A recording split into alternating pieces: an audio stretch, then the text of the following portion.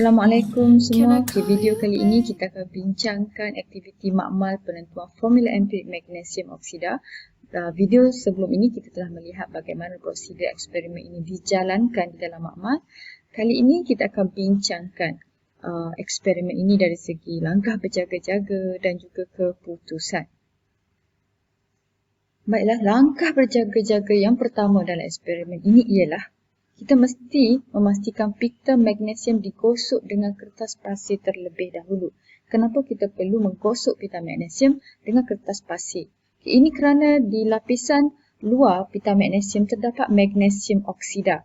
Kerana magnesium merupakan logam yang sangat reaktif, so pada udara magnesium boleh teroksida secara semula jadi. Maka kita nak membakar magnesium.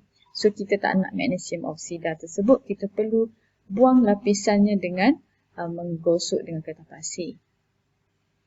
Okay, maka sebab itulah kita mesti pastikan magnesium tu nampak berkilat.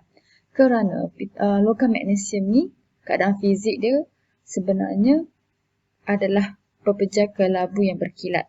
Jika kita lihat pita magnesium sebelum digosok dengan kertas pasir, warnanya kelabu kehitaman.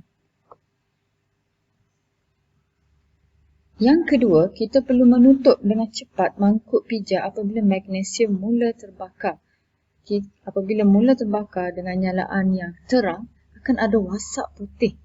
So, wasap putih itu adalah magnesium oksida. So, kita tak nak magnesium oksida terbebas ke udara menyebabkan jisim dia berkurang. Maka kita kena pastikan menutup mangkuk pijak dengan cepat untuk mengelakkan wasap putih iaitu magnesium oksida terbebas ke udara kerana hal ini akan menyebabkan jisim magnesium oksida berkurangan.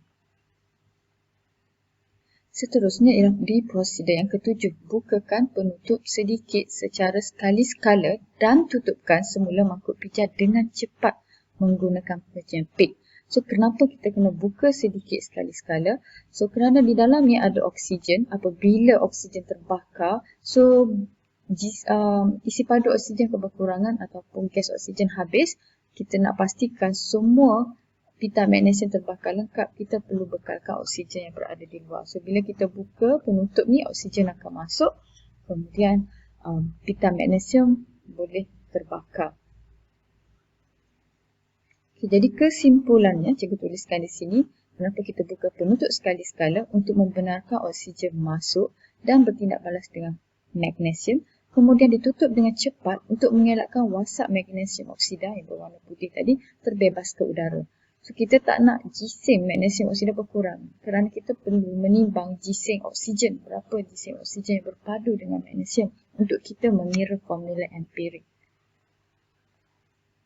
Dan yang terakhir, iaitu prosedur yang ke-11, ulang proses pemanasan, penyejukan dan penimbangan sehingga jisim tetap diperolehi.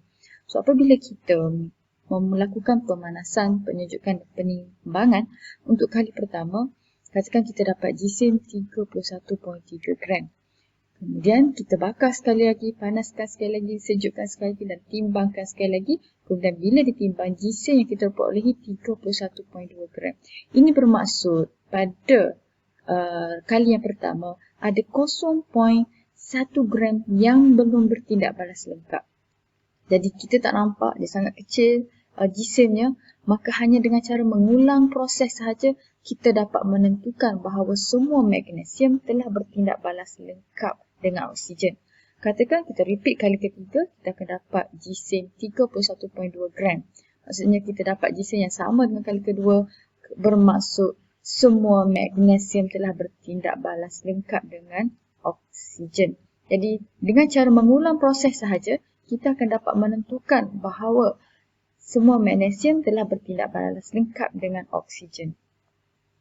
Maka di sini kita dapat simpulkan kita ada 4 langkah berjaga-jaga dalam aktiviti makmal ini. Yang pertama, pita magnesium perlu digosok dengan kertas pasir untuk membuang lapisan oksida pada permukaan magnesium oksida. Manakala yang kedua, kita menutup mangkuk pijak apabila magnesium mula terbakar untuk mengelakkan wasap putih magnesium oksida terbebas ke udara. Dan yang ketiga, kita membuka penutup skala-skala semasa proses pembakaran dan ditutup dengan cepat untuk membenarkan oksigen masuk dan bertindak balas dengan magnesium, dan kita tutup dengan cepat untuk mengelakkan wasap magnesium oksida terbebas ke udara, di mana akan menyebabkan jisim magnesium oksida berkurangan. Dan yang terakhir ialah proses pemanasan, penyejukan dan penimbangan diulang beberapa kali kerana kita hendak memastikan semua magnesium telah bertindak balas lengkap dengan oksigen untuk membentuk magnesium oksida. Maka eksperimen ini ataupun aktiviti makmal ini perlu diambil berat tentang langkah berjaga-jaga ini untuk mengelakkan ralat.